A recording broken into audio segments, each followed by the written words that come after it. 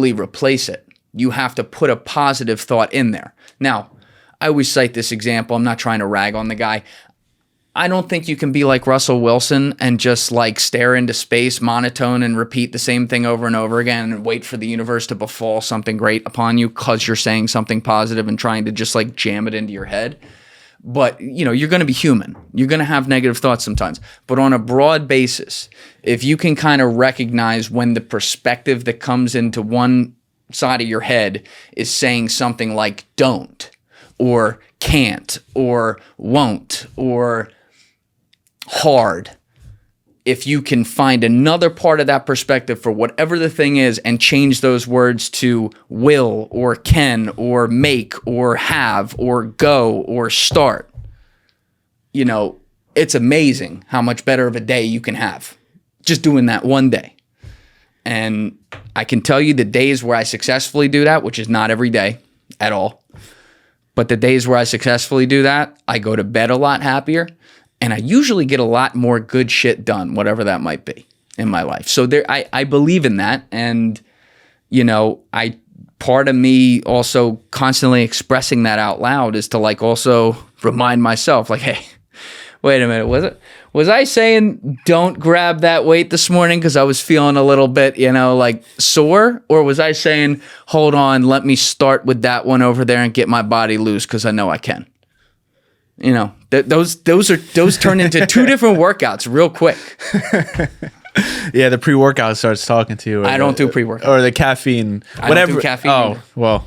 Not before a workout. For the people that do, I've definitely been accustomed to that. Where the pre-workout starts talking, you grab the 85 and the 90 for incline dumbbells, and you realize, well, maybe I don't got it today. Yeah, maybe I should have started a little lower. But instead, that's what I'm saying. Instead of grabbing that first and be like, I don't got it, be like, oh, wait. I might. I just got to loosen up. Yeah. Let me start at 75 and then listen to your body.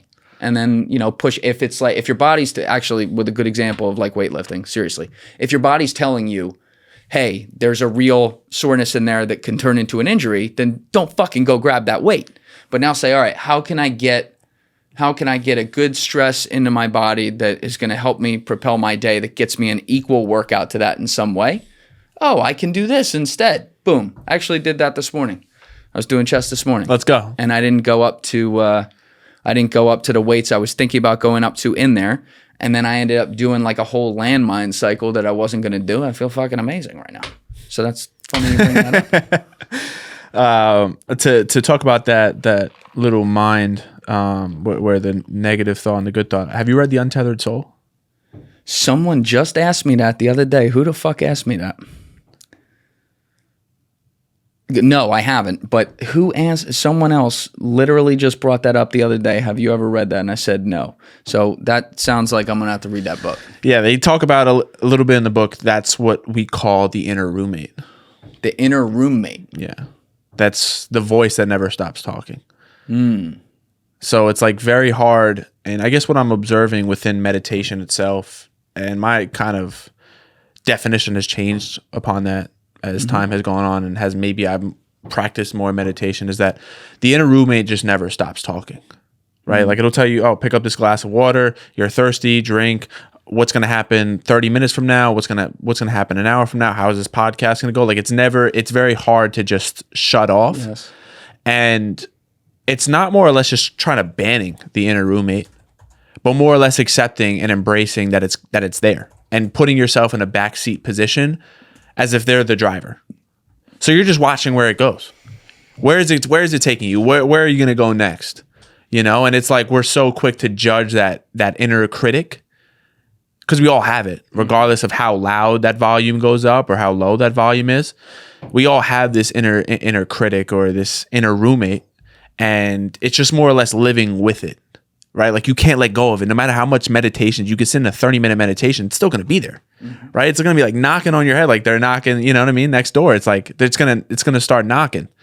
And it's just living with it and learning to embrace it as opposed to shunning it and trying to let it go. Yeah. The inner roommate of their hammer has been particularly testing me over the past 4 weeks during these recordings. All right. We're back. They're done now.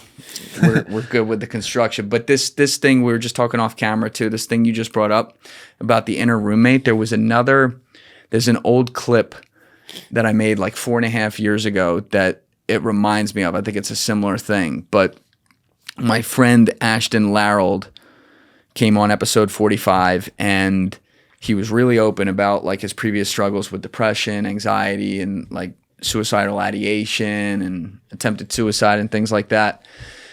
And the thing that really struck me was there was a point in there where he was trying to explain to me what it's like to be in that mental space for a sustained period of time. You're talking years.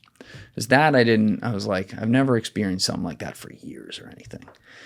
And he's like going on, and then his tone just shifts, and he cuts himself off at a sentence, and he's like, I didn't want to die, but I didn't want to be alive. You know what I mean? And I'm like, please explain.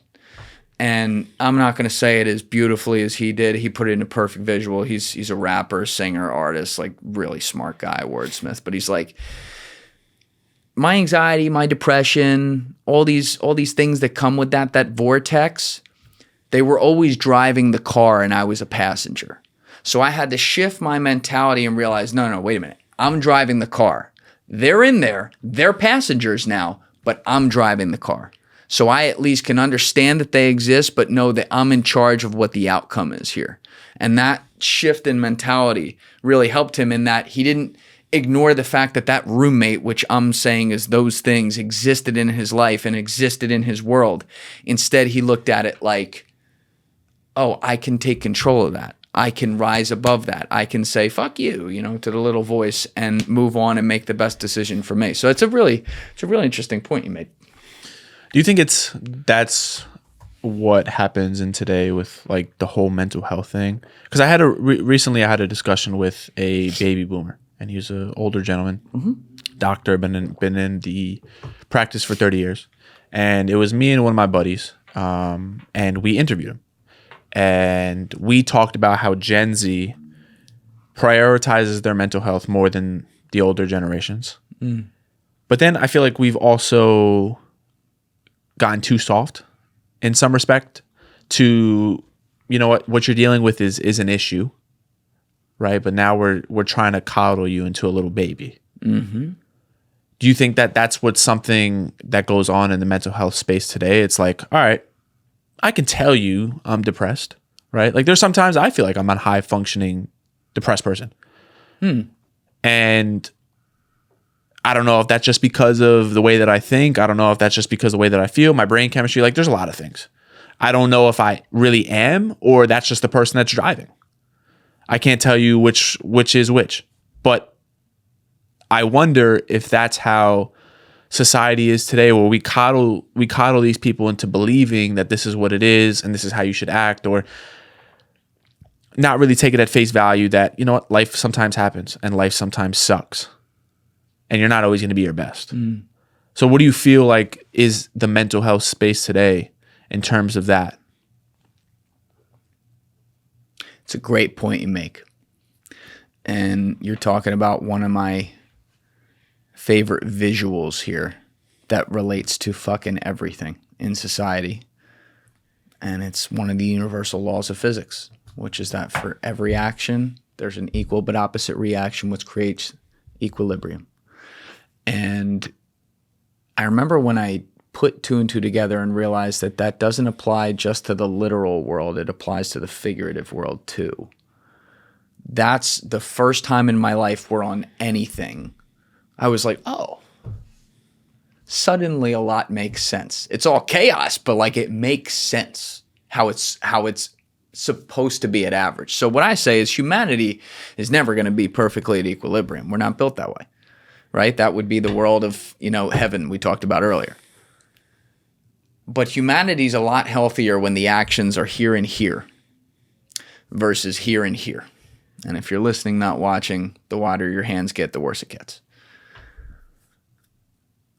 So when you talk about mental health and the focus on that maybe was the polar opposite during the boomer generation, I would argue that the answer was not what the boomer generation had, which is shut the fuck up, nothing's wrong with you, no matter what, across the board. I think that's wrong.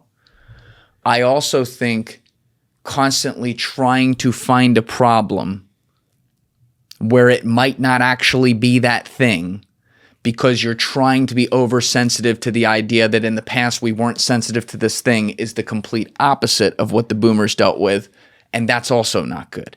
I think there's a middle ground. I think there's a place where we can focus on people's mental health. Mental health is very important to me, so I don't want to undercut this and be misheard. I think there's a place where we can focus on people's mental health, focus on talking to each other, noticing the people around us, not just that they exist, but what's their vibe, what types of things are they saying, how much have I communicated with people I care about, which also goes for my own mental health too, by the way, and also recognize that things like depression and anxiety absolutely do exist. But when you make it the definition of society and constantly through repetition say that's what everything is, you create people thinking that they have these things. And just like I talked about earlier with thoughts, it then actually manifests into maybe having those things. Even if it's not diagnosed, by the way, even if it's not something that where you officially have it, you've convinced yourself that you do. And when you do that at a societal level, you may get to a time, for example, like we're in right now, where the American dream's a little harder in some cases than it was in the past. And I might argue, people have argued against me on this, it's a lot harder in some other cases because of the wealth gap and things that have happened and a lot of other things we don't have to get into right now. But like, you can now use something like that as a vehicle to then find another culprit. And if you want to make that culprit, hey, let's talk about mental health with every fucking thing, you're going to create a crutch that you never get off and you're never going to fucking learn to walk on your own. So I don't want to be someone that ever talks down depression or anxiety.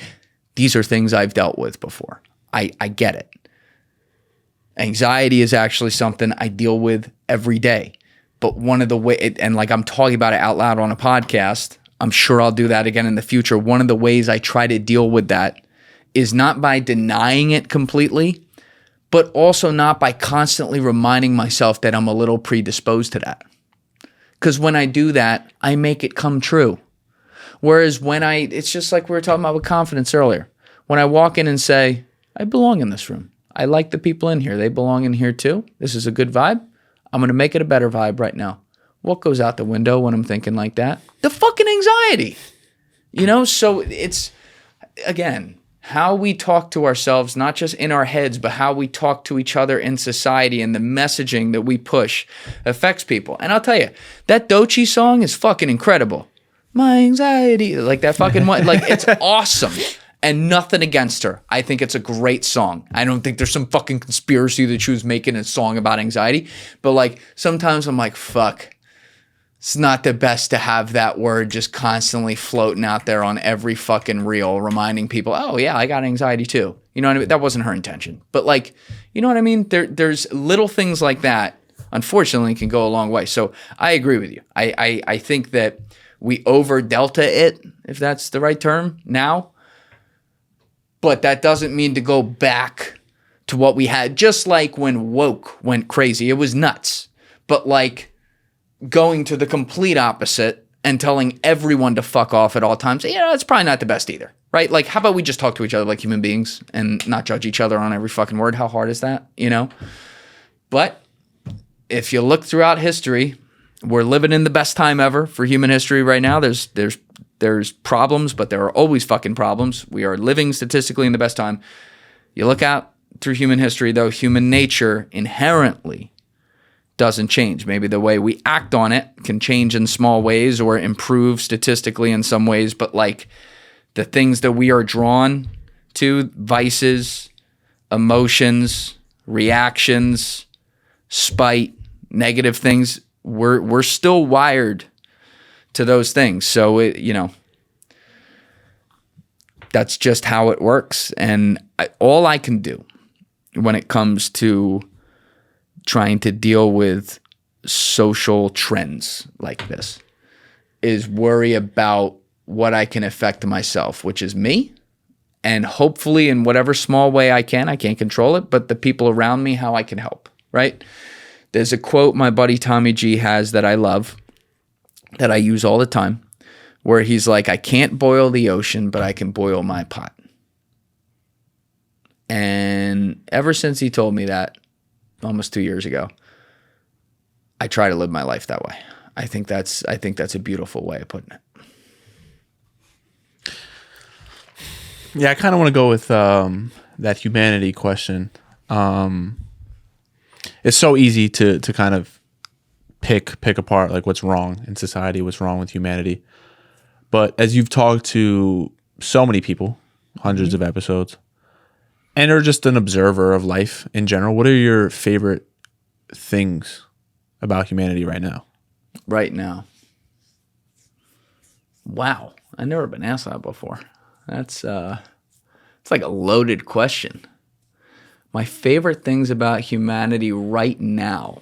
See, if you just said, what are my favorite things about humanity, that'd be an easier answer because I could talk about things that have technically existed forever, like the way we're able to communicate together, the way that we're able to relate to people from completely different backgrounds when they start explaining their lived experience to us, the way that we can laugh, the way that we can cry with people when we're like all these things. And that's probably the answer a lot of people out there would have. But like right now,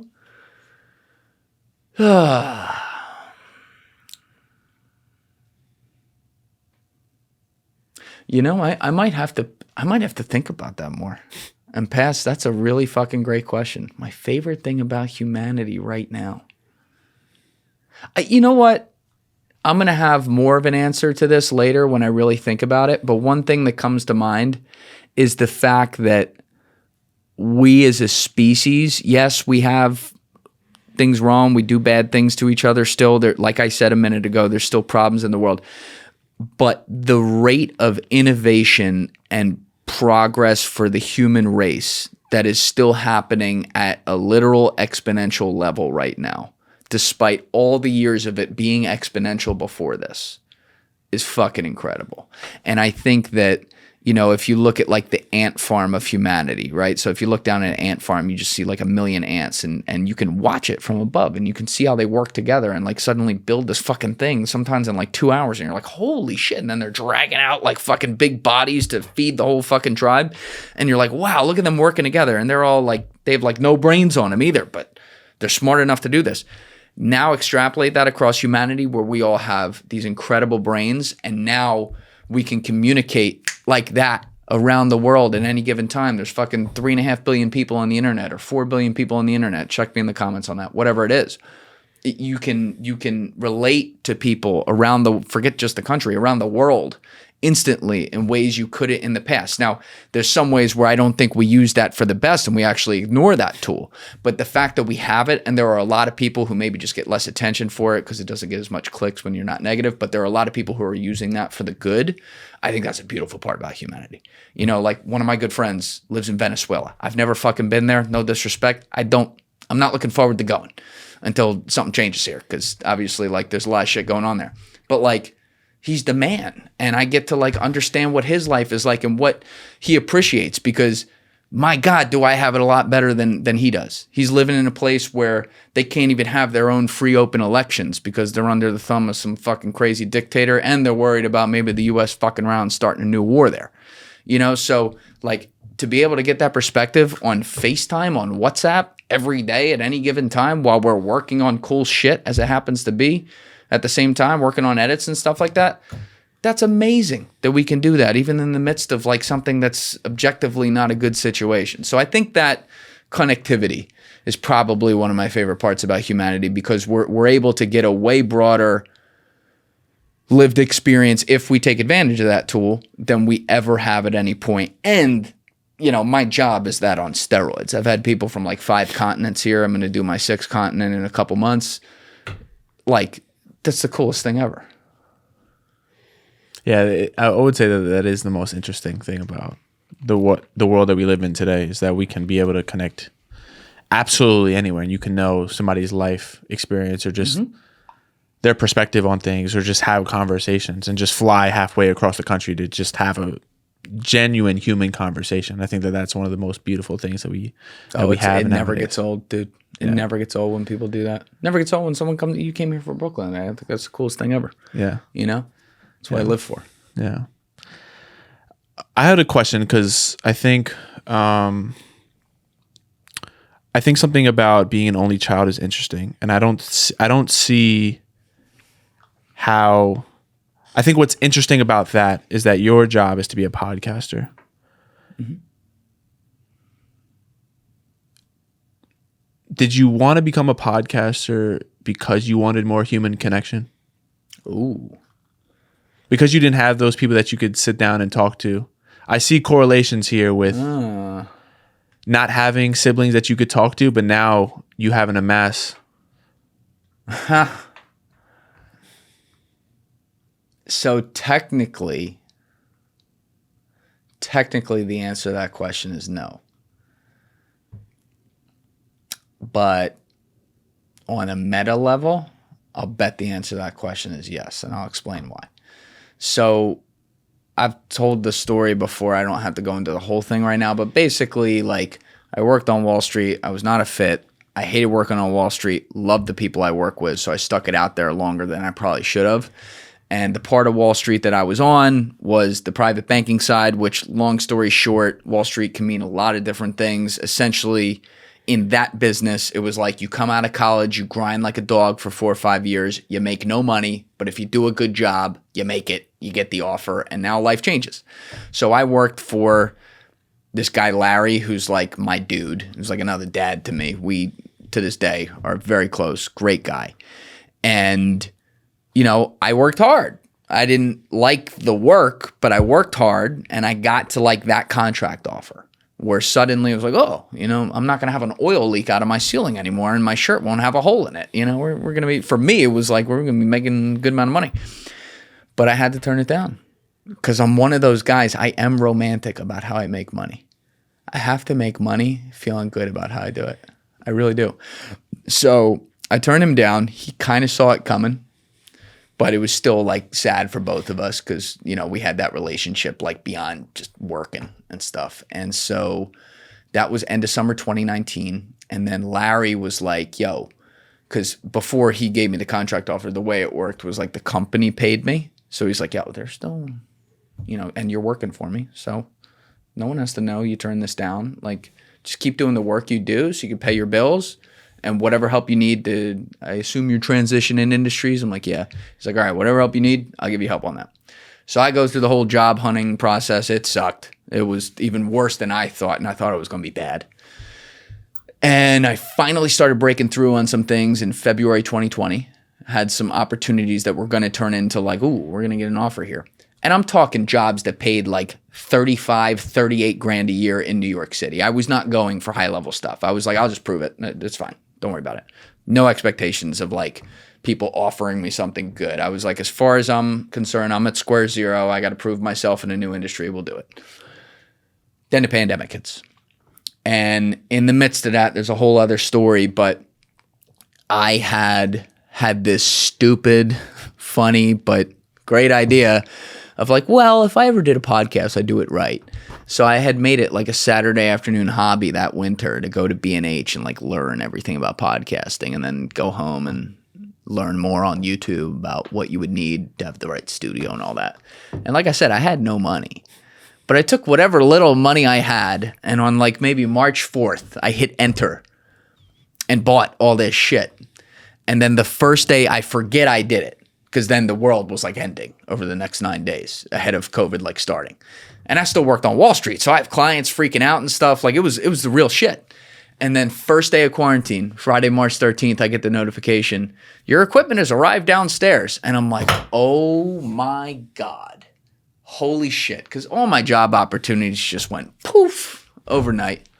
And so I go downstairs, I get the equipment, I bring it upstairs, I put it on my couch, I stand back, I look at the couch, and I'm just like, this is my shitty apartment, literally with an oil leak, like above the, I don't even know what, I hope it was oil. It was probably something worse, but like, it was so representative of where my life was.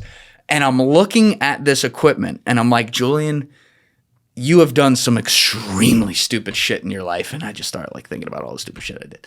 I'm like, this is the stupidest thing you've ever done. You have no job. I had told Larry like 2 weeks before, I said, Larry, I'm close on getting a job. So between you and me, March 31st, I'm good. If I don't have it done yet, I'm just going to go to my parents' house for a couple weeks or something. I won't re-sign my lease. It'll be fine. So I'm like, I don't know how much longer after having that thought, I stood at the couch. Maybe it was 20 seconds, maybe it was 30, maybe it was 60 seconds. It definitely wasn't like a half hour, I can tell you that. But I just looked at the equipment and I was like, well, If not now, when? I guess I got to go for it. So then 2 very important things happened. 2 phone calls. I don't remember which was first. I always go back and forth on that, but they were both equally important. Like early that next week, maybe the 16th, 17th, that Monday, Tuesday, one call I get from Larry. And he goes, I take it all your job opportunities just dried up overnight. I'm like, yeah. And he goes, all right. At the time, they were saying 2 weeks to stop the curve. Remember that? So he's like, we're probably not going to go back to the office until maybe the end of April, beginning of May. I know you were going to leave on the 31st. Why don't you just stay on till we go back to the office so you can pay your bills and things like that? And I'm like, that sounds great to me. And we had gotten things, like it was crazy the 3 weeks leading up to COVID. We were working around the clock. But like, ironically, on my way out of that career was like the best moment we ever had, because we had people set up so well for COVID that like that after the quarantine started, that first week we were like looking around like, I think we're gonna be all right. Like everyone's doing okay. It wasn't like we're good. It was like our people are set up pretty fucking good. Things are looking good. We're gonna monitor the situation, if you will. And so we'd calmed down a little bit. We made that call, and I said, okay, that sounds great. Then my dad calls me, and he goes, because I was not going to re-sign my lease for the 31st. But now I was like, all right, I'm going to re-sign my lease and just, tell him let's do 6 months or something like that. So my dad goes, don't re-sign your lease. I'm like, why not? And he's like, this is going to be a year. I'm like, Malika, what are you talking about? They said 2 weeks to stop the curve. What do you mean a year? He's like, no. They love this shit. This is going to be a year. Just you're remote, come back home. South Jersey. So I'm like, all right. So I go home on the 31st, and I'm unloading all my shit from the U-Haul. That was so interesting, packing a U-Haul like all alone, like, in the middle, like the local hospital, which was like ground zero, was like right around the corner, and it just feels like a war zone, and I'm just packing this fucking U-Haul, driving it home. And so I get home and I unload everything, and then there's the podcast equipment. And my dad's like, what the fuck is that? He didn't even know what a podcast was. And I'm like, it's just, let's think about doing a podcast. And he was just like looking at me like, what the fuck? And then there was like just that thing. He's like, well, there's the back room. Have at it. So I went back there. I built over the next, that part took about 2.5 months. I built the studio, built out all the equipment. I was really proud of it for like it wasn't meant to be a studio room, but it's like an extra room in the back. Benefits being an only child, I guess. And, I made it into a makeshift studio and put it all together and learned everything. And so to answer your question with all this, I didn't officially start it because I was looking for connection with people, and because I was the only child and whatever, and therefore I wanted to be able to spend time with people and learn from other people. But my entire life had that built in. So it made sense that I would do something and have a talent at something where that is exactly what it is. So it's a subconscious yes. Conscious? No.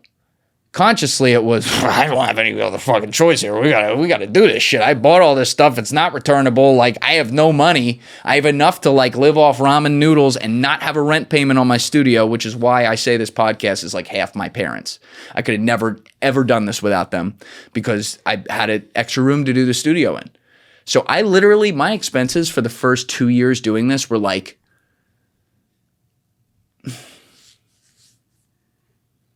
God, I got to think about that.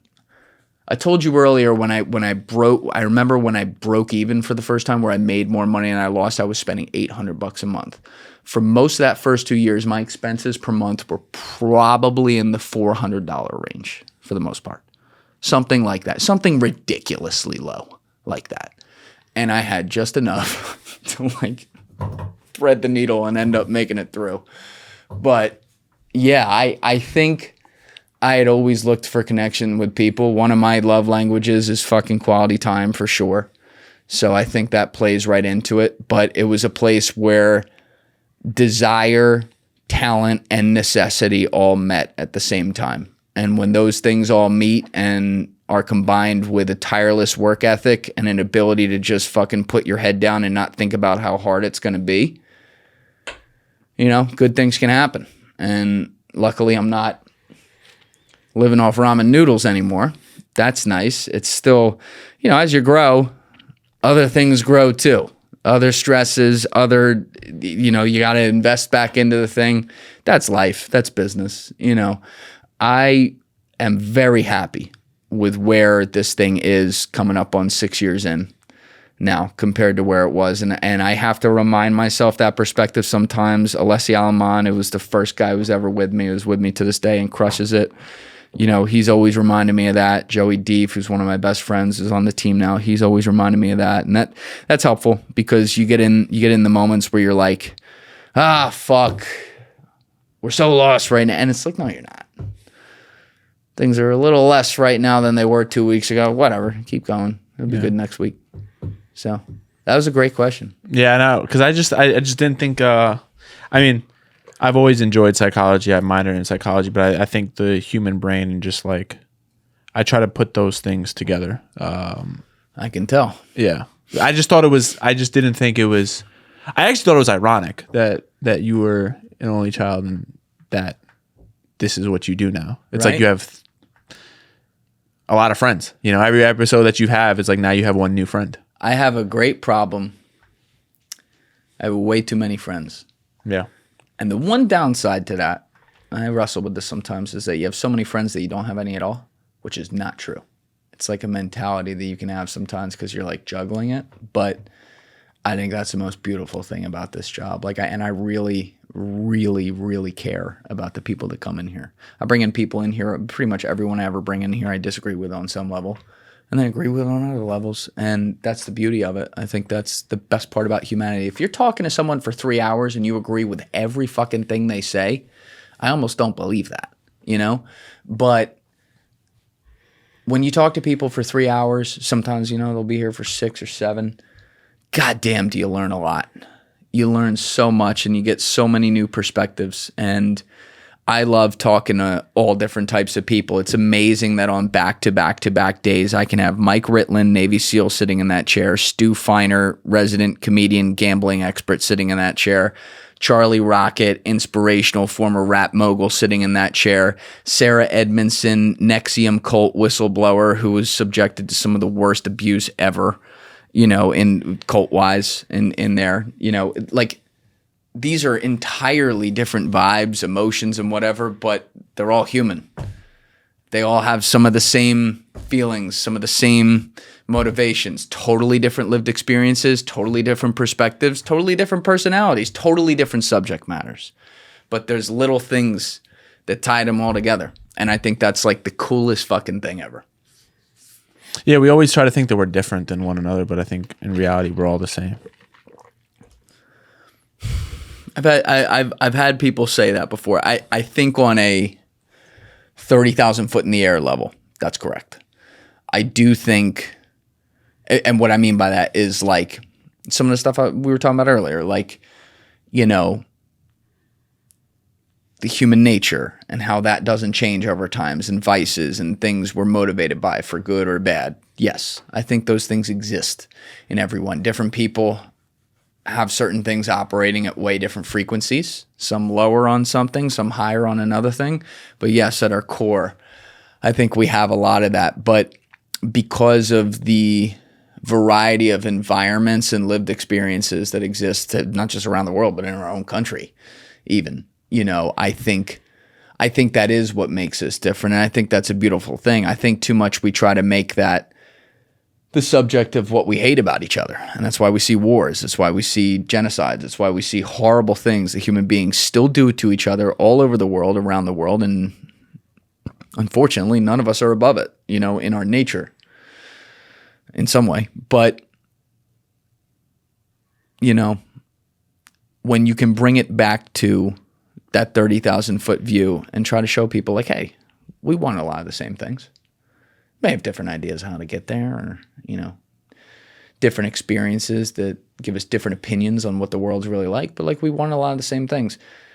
There are small little ripples in the fucking water that you can make, which is something, doing a job like this and doing a job like you do and putting it out for 5, 10, 50, 100, 500, 1,000, 10,000, 100,000, million, 10 million people to see.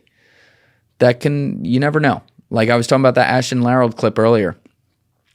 It really hit home for me. I was operating in my parents' house. I was much smaller back then, for sure. I was starting to build an audience, but nothing crazy. And, just that 27.5-second clip, there were a lot of people around the world that kept that in their phone and referred to it every day. And it was like a keepsake for them because, and by the way, that wasn't me. I'm talking about what he was saying. He literally said it. The most common DM I got was he put it into words for me. And the fact that can happen in 27 seconds of a 3-hour conversation, it was more like 40 seconds and I was able to edit it down to 27 and a half. But you know what I mean? The fact that you can have that effect tells me that there are a lot of people out there who are thinking a lot of the same things, regardless of where they come from or what's going on. And that kind of plays to your point that like we're the same in some ways, because these DMs, these comments, they came from all over the world. It wasn't just from America. It was from everywhere. I think what's the different thing about now, learning, kind of that little, learning about that backstory from Wall Street and what you do now is that it seemed like you liked what you did, but I think now from this perspective of the way that you kind of explained it to me, you found fulfillment. Oh, 100%. I live to be in here. There's a thing, and it's not like there's no ritual. I mean, you saw it today. There's no ritual or anything. I fucking walk in here, we shut the door, and we start rolling. But there is a thing that happens to me when I walk in here where I just feel completely in my zone. Like even when I was sick as a dog in my parents' house, looking unhealthy, being unhealthy in every way, couldn't think straight, there was just enough that happened when that door shut where I was like, yo, I got this shit. I got someone really cool, whoever it was that day, sitting across from me. What's better than this? It's the best thing ever. It kept me going. It really did. Like looking back on it, it literally kept me going during all that. So yes, I would describe it as the ultimate form of fulfillment. And like, I can't imagine doing something else. Like let me restate that. I can't imagine having it any other way to like make my way in the world than what I've done right now. There was a time in college where I really did think about becoming an actor. Here's the thing about becoming an actor, and it was something I was passionate about, but I spent like a year privately studying it and deciding whether I wanted to do it. I had people in my ear telling me to do it too. And the reason I chose against it, and it was the right decision, is because in college, like I said earlier, that was the first time where I really started to feel comfortable in my own skin. And there was a part of me that then said, okay, so now I'm going to go into a career where I'm going to pretend to be other people for the next 3-4 decades. This is a job where I get to be on camera and express verbally and stuff and use some of those same skills that you use in acting.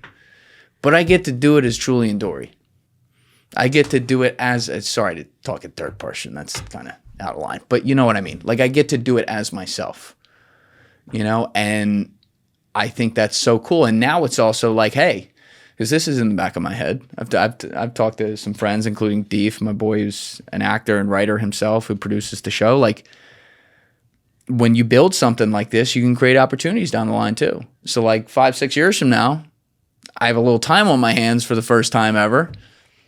I want to do something on stage or something like that on the side. Like, fuck yeah, I could do that. So you see what I'm saying? Like I could do other things too, but having this as like the core of what I do and this being the thing that like defines me from an occupational standpoint, coolest thing ever, wouldn't trade it for the world.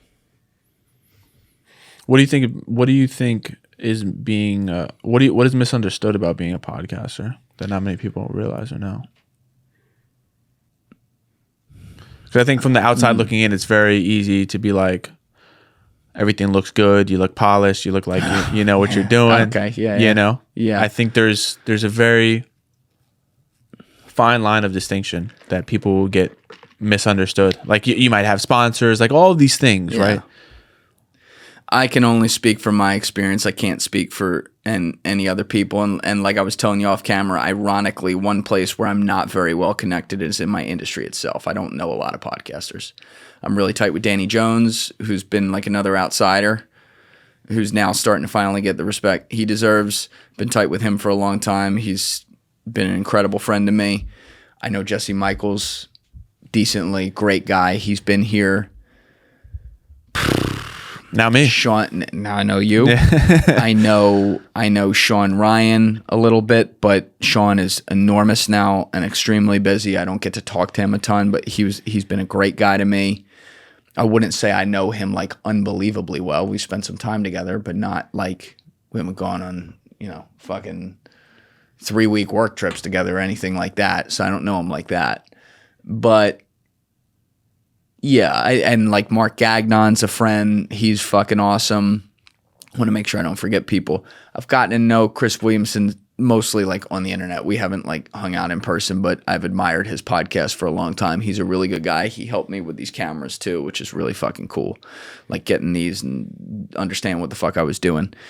And so yeah, there's some cool people, but I just don't know a lot of people in the space. So I don't know a lot intricately about what people deal with. I would say like Danny Jones is the one I know the most about. And he and I share a lot of the same experiences behind the scenes. So when you talk about like what's misunderstood, this one I'll at least speak for myself, it is very touch and go. It is total chaos back here. Like you saw my whiteboard. It's not, I don't know what the next episode is. I'm filming, I figure it out later. I'm the travel agent. I fucking book the flights myself, do the hotels myself. I don't have an assistant. I don't have a lot of money. I take all the money I make, I put it back into the podcast. I'm doing that more and more now. We just added our third full-time person. I have a couple contractors as well who have been with me for a while. But I think what's probably misunderstood is people have this concept of like, oh, that guy seems like he made it or something. And I can tell you that whatever that is, that has not happened at all. And I think that's something, the concept of making it, I think about a lot because that is a double-edged sword. You don't want to keep moving the goalposts in your life such that you can never, like, I don't want to say slow down, but never smell the roses for a minute or reshuffle some things in your life to prioritize once you've earned the time to be able to do that. Like, you don't want to move the goalposts so that never has the opportunity to happen because then you don't live. You just work. So I'm very conscious of that. But you also don't want to have the moment where you're like, I've made it. I got this. I'm here to stay. No one taking me away. You know what I mean? Like, you're in the attention business. You're in a business where people have a limited number of hours of the day to be able to consume content that they enjoy. And there are a million talented, I'm not just talking podcasts, by the way, it's everything. There are a million talented people out there who are making different types of content who people can choose to watch. So if you're not fucking amazing, people aren't going to watch you, nor should they. And so you can rest on your laurels if you ever get that mentality of made it. So like what I'm getting at is threading the needle to me there is going to be never really having that moment to be like, my shit don't stink. I can do what I want. That's the minute you start losing. You get comfortable when you win. That's when you start to lose. And I can give you example of that again and again throughout history of people who have done that. On the other end of it, you don't want to overextend yourself so that you never get the chance to live. You don't get to get on a plane and go somewhere. You don't get to spend time with the people you love. You don't get to prioritize. I don't have kids yet, but prioritize your kids. Like, that's going to be so important to me, right? Like, I'm a big believer in, you can't be saying, I'm going to make time for. You have to have time for. and not be on the clock when you're using that time, whether that's with your wife, with your kids, with your parents, with your friends. You have to be present in that shit. And I am at the last point in my life where I'm not going to have a wife and kids to respond to at the moment. So I am using all my energy right now. And I think I'm towards the tail end of that period, probably in about the last year of it, where it's like 7 days a week, balls to the walls like this. I'm using all that energy to build myself to a point to where I can have the resources to be able to take things off my plate. We're working on that right now so that I can buy more time. I can do this part, which is the product, coming in here and talking with people and making content, and not have to worry about making 50 thumbnails every time an episode comes out, which yours truly does, right? And not have to worry about, what goes in the metadata, which I do for every episode, and not worry about having to book this person and book their hotel and get them on the phone, which I do. The list goes on and on. And to the credit of the people around me, they're like, we got to get this off your plate. Like Alessi does a lot. Deef does a lot. We just brought on Danny. He's ramping up, right? Like, they're going to keep adding more, and we're going to add a few more people as we can financially, so that some of these other things, like being the fucking travel agent, doing the metadata, doing all the thumbnails, eventually I don't do. And that frees up time while I'm still working hard, but maximizing my time when I'm working so that I have the full life outside of it. I'm so conscious of this because I've seen people, it's like the stereotypical story in the movie, the fucking guy works too hard and never lives. The dad's not there for his kids because he's so busy at the board meetings. Hey, this is a table, just like at a board meeting. Microphone instead of paperwork. If I have kids and I'm in here and then doing thumbnails all night and daddy's missing fucking football games and basketball games and shit, then what the fuck, what kind of life is that?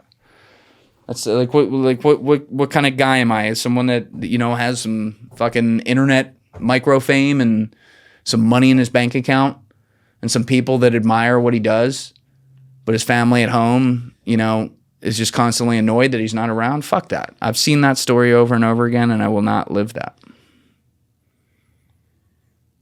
You mentioned Chris Williamson, and to add to that point, he's talked about personality A and personality B. Some people in the personality A need more David Goggins, and then the others need more love and compassion. Which spectrum do you feel like you lie on?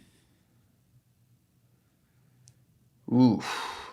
So I feel like that inner critic, I think I see a lot of similarities in you and I, in that we have that really bad inner critic, and it can get really deep and dark. Yes, you're right about that. Do you think that you need more love and compassion towards yourself? Yes. Yeah, now, this is where your other question earlier that was great comes in. With the boomers and the mental health. Yeah. Don't take it all the way. Don't go hardcore the other way and say, oh, you know what? I'm too hard on myself. Everything I do is fine. I'm good. I love myself. You know what? Fuck, we don't need to worry. You do that for everything, that's not good. But if I can, you're right. And that's why I'm conscious of this stuff. If I can pull it back more into this area where I have a little more of that, I'm getting better at it. I'm a lot better at that now than I was a year from now, but there's a lot more work to do for sure. I'm definitely closer to the Goggins side of the spectrum with myself. I'm the guy that my natural inner voice is like, shut the fuck up, bitch. You got it. Let's fucking go. Stop being a pussy. Right? And now, I think the opposite of the people who are like, I'm a god, nothing can go wrong. I don't think that's good either. I think it's good to have some element of a voice that says, toughen it the fuck up. Right? And there's people, like we talked about earlier, with thoughts who would be like, well, that's kind of a negative. Nah. Not if you use it for a positive force on yourself. But when you overdo that, you can tire yourself out, and then you have trouble using it as a positive force. And that is something I've struggled with in life, big time. Big time. I'm better at it, but there's more to go there. So yes, I think I need to be more, if we're talking about self, more on the love and compassion side for myself, for sure. Would you say that the hate is what motivated you, or that negative voice is what motivated you? Of course, but I think it was overdone. I think it stopped me from doing things for a long time. One thing I could never do in my life is I could never tell myself I was good at something, ever. That was a huge problem. That's why it took so long to end up in a career that was right in front of me the whole time. When I was a kid, I was winning speech tournaments in school. This is in me. You know, I was the guy who could express everything and was a wordsmith. I was a creative, a writer. This was always there. Always there. And I just ignored it. And I never recognized it. I went into fucking banking. Do you think you write anything in banking? Do you think you get fucking creative about anything? And the most creative thing you do at a bank is like how you roll up the toilet paper before you wipe your ass when you shit. You want to see where creativity goes to die? Go to a bank.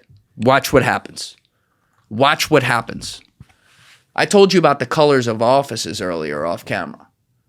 Like, if you're a kid listening to this and you're in college right now, one thing I want you to do when you go to your first job and any job interview you go to, where you go to the location, take a minute and look at the office.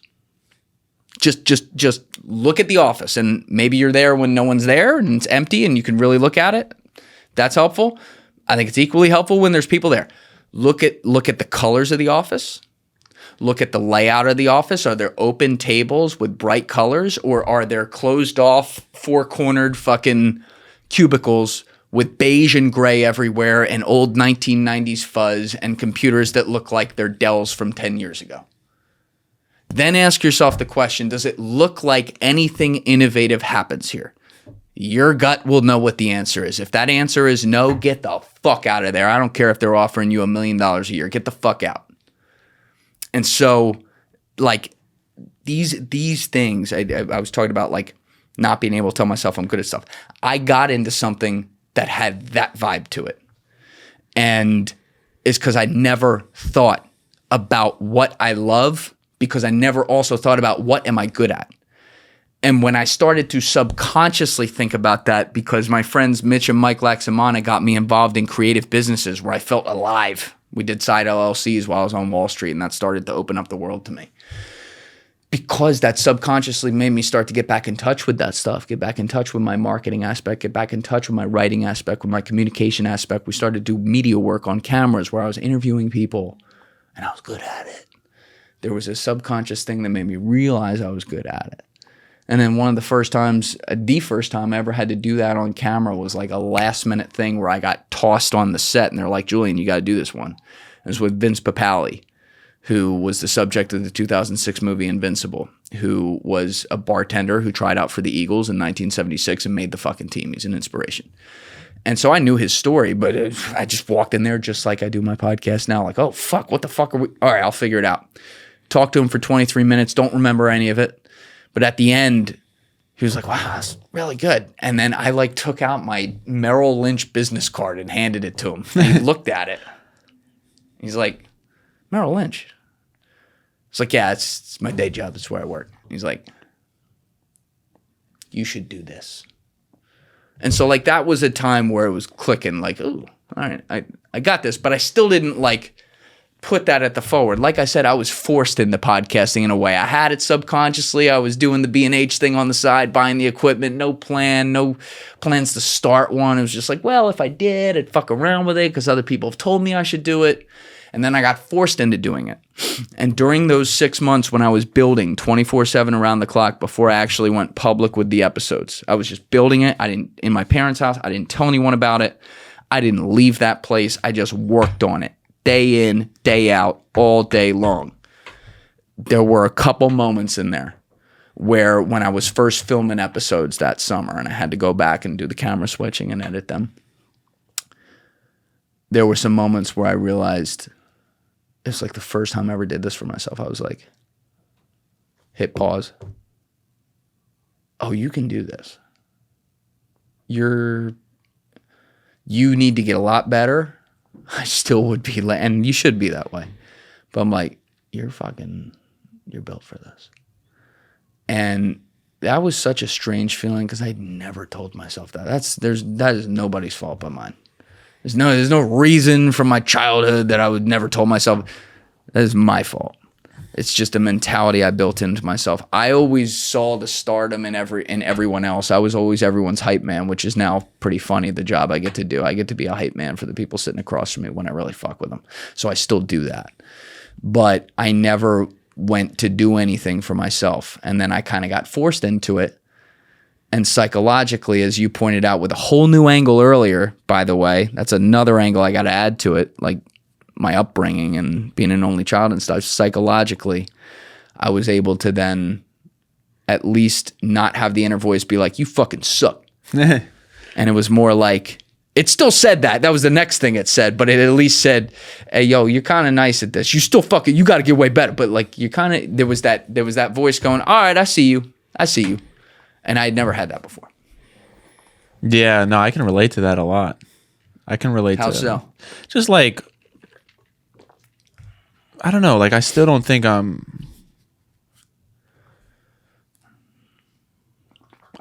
good at it, you know? Like I still have that thought where it's like where people would tell me, like I'm never like the guy that toots their own horn, you know? And right. I'm kind of just like, I'm just me, you know? Like that's just who I am. Yeah. I don't think it's like you said here or there. I don't think who knows what's good or bad. That I'm just kind of me, you know? Right. And I still think that there's ways that I can improve, and I think that there's ways I can be better. But that's when people ask me, like, do you think you're good at what you do? Like, I think it was a really good episode. I was like, well, it's just I feel like how I view the world. Right. This is how I want the world to be. This is how I want my podcast to be. You know, like that's evolved for me. Like the 1% podcast, it came from becoming 1% better every day, but now it's like the 1% of conversations that maybe people don't have. Right. Yeah. Connection through communication, you know, like. I think what you're saying, it also ties into the idea that like you may have a passion and a base level talent for something, but you still have to start somewhere with it, right? Like it doesn't mean you can just walk in and fucking do it. But what I like today is we were talking off camera for a while, and then we got to talk again off camera while we were waiting for them to fucking finish hammering. And like nothing changes when you get on camera. You're the same guy, right? You're thinking a little more with your words just to make sure you're expressing, which eventually you probably won't do. But like your questions are amazing, and they're very similar to the types of questions I was getting off camera. Just chilling here with nothing going. And that's, you know, there are a lot of people who do this, and, you know, for better or worse, that's not how they do it. And I'm a little biased, but I like when people just kind of free flow it like that, and that's what I'm seeing. Thank you, bro. That's good stuff. Thank you, bro. Yeah. Something that I don't say I struggle with, but something that I'm kind of learning about myself as of recently is doing more podcast episodes and creating more content, is that as the interviewer, the audience gets to know a little bit about you, right? Like they don't really know who you are. And, you know, I've been told by my girlfriend, by other people, that I think they might want to know who you are, or like the things that you struggle with, or the things that you are going through in life. Do you ever feel like people don't get to truly like know who you are because you're the interviewer, because you're the person asking the questions? No, because I put out at least 2 episodes a week. They're both 3 hours long, and inevitably you're going to learn who I am. There's some episodes where that's not relevant, and there's no lived experience I have to go back and forth with because of whatever subject matter we're doing that day. And then there's another one where it's boom, boom, boom, boom, boom, boom, boom. You know, there's episodes where for a half hour someone just riffs, and then they riff again for another half hour because they're just cooking.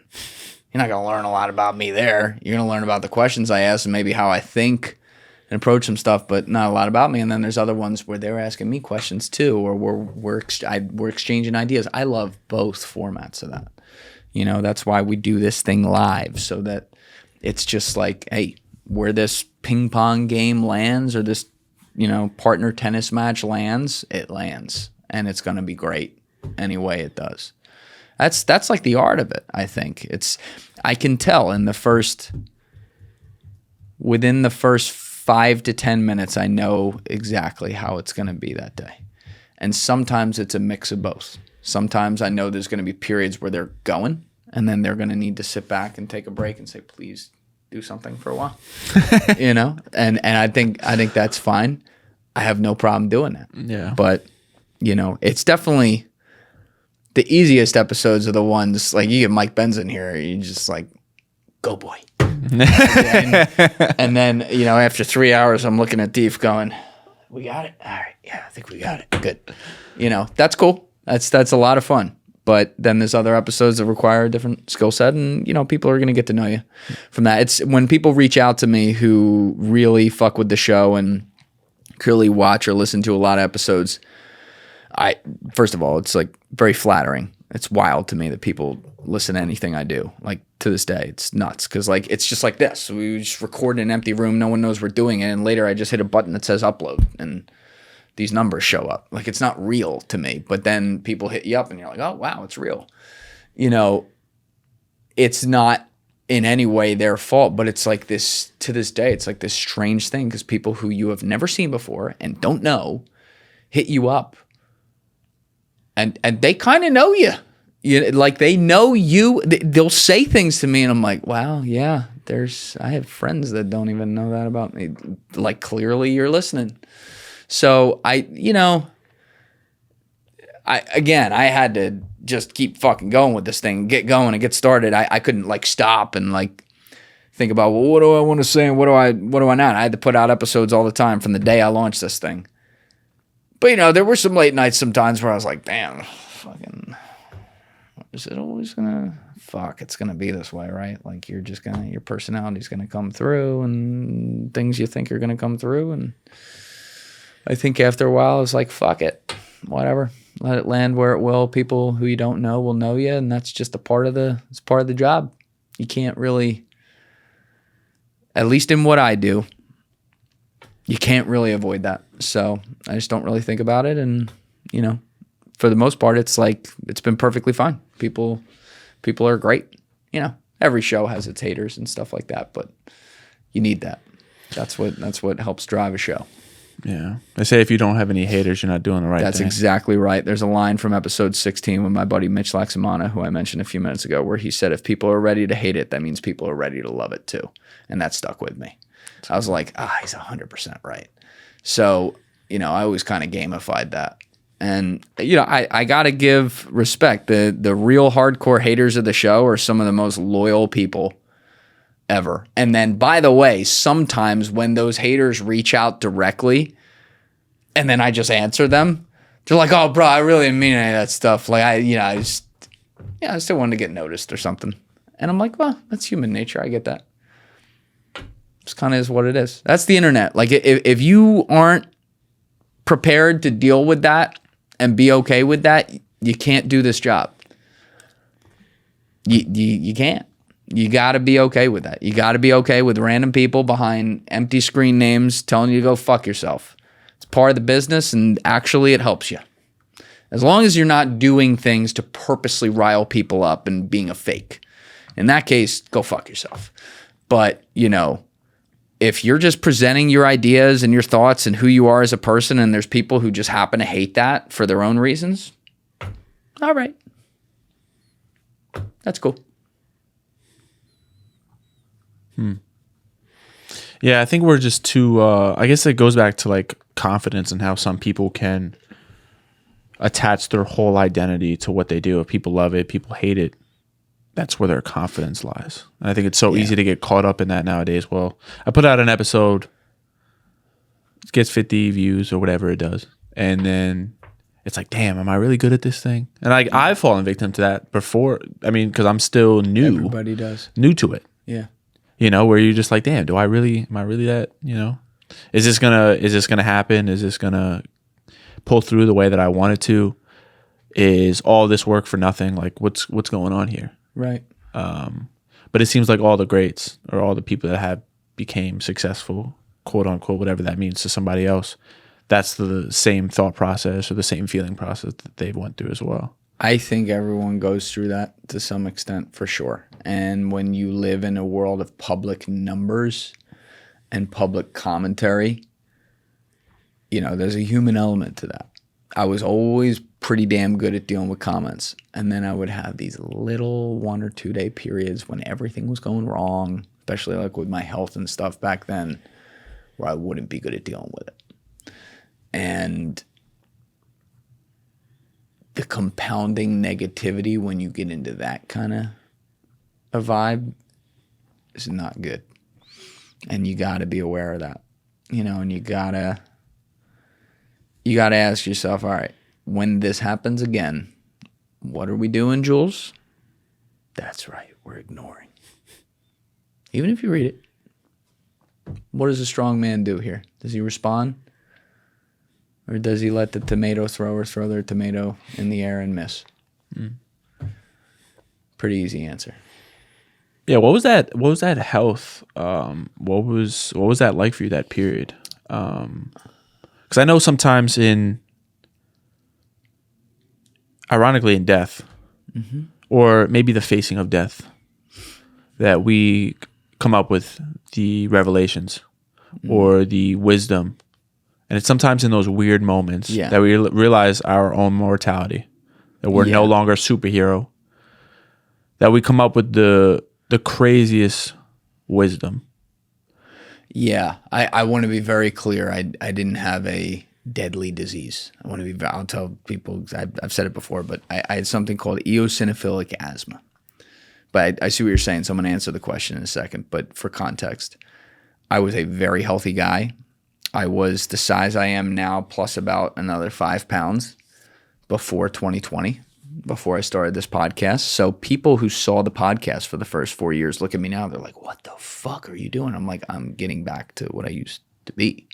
This was me before you saw me looking like a fucking dead man walking on camera. Eosinophilic asthma is essentially allergic-caused asthma. Very long story short, my body throughout my life, as I later learned, didn't know this, was always allergic to a lot of things. Grass, pollen, you fucking name it. I used to think allergies weren't a real thing. When I would see people walk around the office like, yeah, allergy season's in, I took my fucking leave. I'm like, what a pussy. That's not real. I was that guy. What the fuck is allergies? What are you talking about? But one of my allergies that I had that I did not know I had was to dogs. I fucking love dogs. I told you I grew up with a golden retriever who is the worst kind of dog when it comes to allergies you could possibly have. They have long hair. They shed fucking everywhere. They got animal dander on them. And so I grew up with the golden retriever. She literally slept in my bed. I never had a problem. Now, there were little things in my life from everything that I always thought were normal that I later learned weren't. I always thought everyone was always a little stuffed up. Turns out that's not real. Found that out later. But what happened was my dog died when I was 18. And then when I was 25, 26, shortly right before the pandemic, November 2019, my mom bought a golden retriever. And, they were living in South Jersey. I was still living in North Jersey. I would come home every weekend. I had a lot of friends in Philly too. So I was going out in Philly a lot at that time. And, spending a lot of time with the dog, Maddie. And so I started getting these weird symptoms. End of December, beginning of January. For example, I'd be back up in North Jersey on a Tuesday, finishing up going through a workout where it was I got through it. I worked out very intense. But I felt tight in the chest, a little weird shit. And then I'd be in the car on the way home and suddenly I couldn't breathe. I'm like, what the fuck? This is so weird. And I go to it February 18th, 2020. I go to a pulmonologist. And I go into his office and I'm like, listen, doc, I'm probably wasting your time. I'm real sorry in advance if I am. Just been some weird things lately. Want to make sure nothing's wrong here. And I start going through all the symptoms with him and he's like, you're not crazy. This is very, because I went through my whole routine, what I do. And he's like, This is weird. He's like, I'm glad you came. I'm not saying this anything, but I'm glad you came. So he's like, I'm going to put you through a breathing test. I'm like, all right. So they put me through this breathing test. And what they do with the breathing test is they make you they put like a tube in your mouth and they make you breathe really hard in different like increments. And they measure it on a computer. And then they give you something called albuterol, which is a part of a standard asthma medication that they then have, once they give that to you, they have you repeat the exercise and they measure the intensity of your breaths from no albuterol versus albuterol. So I do that. I go up to the office, wait for him. He comes in. He's like furrowed brow, like looking at the sheet. I'm like, what the fuck? And he's like, how'd you feel doing that? The breathing test. And I'm like I'm fucking dying. I felt terrible. Like I told you, I'm not feeling great. He's like, do you care if I go talk to my partner and then come back? I'm like, yeah, do what you gotta do. Leaves and I'm like, what the fuck? Like, do I have cancer? Like, what's going on? And because it still wasn't like bad, but it was just, there were weird things happening. And so he comes back in and he's like, okay, when we give a test like that, and you breathe the first time without the albuterol, that's the baseline. Then, or I'm sorry, when you breathe with the albuterol, that creates a baseline. When you breathe without the albuterol, that's what we test the baseline against. Good normal lungs should do 97 to 100% capacity what they do on albuterol. Lungs that are fine should do 94 to 97%. Lungs that have maybe minimal asthma do 91 to 94. And lungs that definitely have asthma, at least some form of it, do 88 to 91. Lungs that have some, asthma we got to treat do like 85 to 87. And lungs that are fucked up with asthma do below 85. He's like, you scored an 83. I'm like, oh shit. And he's like, all right, I'm not going to diagnose you with asthma today, which was a good move as a doctor. He wasn't just rushing to a judgment. He's like, the fact that this is only recent is very strange. So I'm going to give you a base inhaler. We're going to try it for like 3-4 weeks, see how that works. And then we're going to consider some other options, some other things maybe we could get tested. So I go back in March 10th and I said, I feel pretty good. I was back up to, I still had that thing in my chest, but my workouts were probably 90% intensity. Feeling fine, going out on the weekends. And I'm like, I still have some of those little bouts, but it's helped. So he's like, all right. So that first day of quarantine I told you about, March 13th, that morning, he had me go to a cardiologist and do a full stress test. I remember, I'll never forget that. It was the first day, like the world's ending. And I had this appointment and they're like, yeah, you can still come. They rule out any problem with my heart. Then he wants me to see a gastroenterologist to rule that out. So I put that off because the world was ending.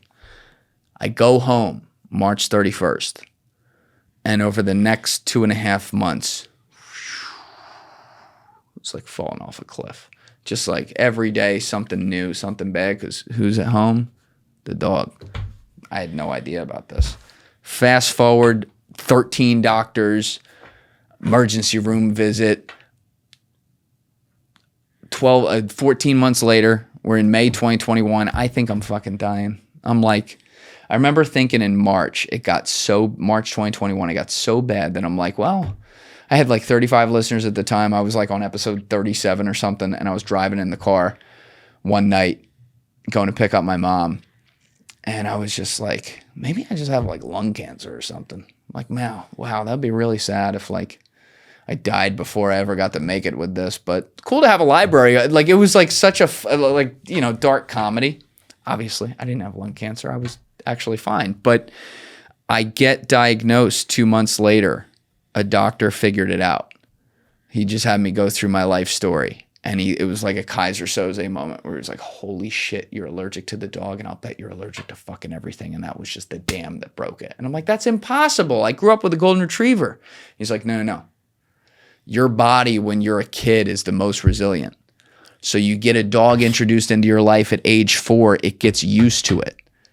And it builds up a defense against that allergy. Then the dog leaves your life at 18. It's gone. Your body says, good, never again. Then it comes back in and it starts disintegrating, and then suddenly it's sensitive to grass and pollen and all these other things you are allergic to. Go take an allergy test, watch what happens. I go take the allergy test where they prick your whole back and shit, your whole shoulder, everything. Doctor's like, you're fucked up, bro. You're allergic to everything. Like, it was bad. And so we had a diagnosis, and they went through what I would need to do. And this is where I made a decision. Because now it was actually like such a relief, because he's like, congratulations, you're not dying. You don't have cancer. Like, it sucks. You're in a house with a dog. There's going to be issues here. Here's your options. You know, this can be fixed. The way they could fix it, and it wasn't guaranteed, but they said we have a high degree of confidence, is if they had me cook a allergy serum that they personally made based on all my allergies, and I had to do it every week for minimum a year, and then continue it after that every 2 to 4 weeks forever. And that meant I would need to go to the doctor's office once a week and be there for an hour and a half and whatever. And I lived back in the woods with my parents. I'm trying to build a podcast off zero, working 24/7, sick as a dog, just like drinking coffee and water to get through it. And I'm like, okay, I know that's not feasible right now. Because I said to the doctor, I'm like, I'm going to miss a week at some point. Like, there's going to be an appointment and something's going on, and I'm going to choose the business and not the appointment. And it's going to end, because then you got to start over if you miss. So I was like, here's what I'm thinking. I'm going to make it out of here at some point. I was hoping it was going to be like a year. It turned out to be like a little over 2 years after that. But I'm like, now that we know what it is, can I manage this? Can we keep Maddie downstairs away from the studio when I'm recording? Can I take a leave every day to like live and be somewhat okay? He's like, yeah, it's going to suck, but you'll live. I'm like, all right. So I did that, and it did suck. And I just got slowly like worse and worse, to the point that when I made it out of my parents' house, August 2023, it was like in the nick of time. My body was just completely broken down, because when I got here to Hoboken, where I didn't have the dog in my life, I live in an apartment where there wasn't a dog here before me as well. I went through and we cleaned this thing from top to bottom just to get rid of any allergens before I came in here. I put the filters and everything. I was so sensitive to fucking everything, man. I couldn't get on the PATH train. There were a couple times Danny Jones was here, like August 5th, like 5 days after I moved in. He built this table with me, helped me set up the early parts of this studio and designed it. And we were on the PATH train under the fucking Hudson River.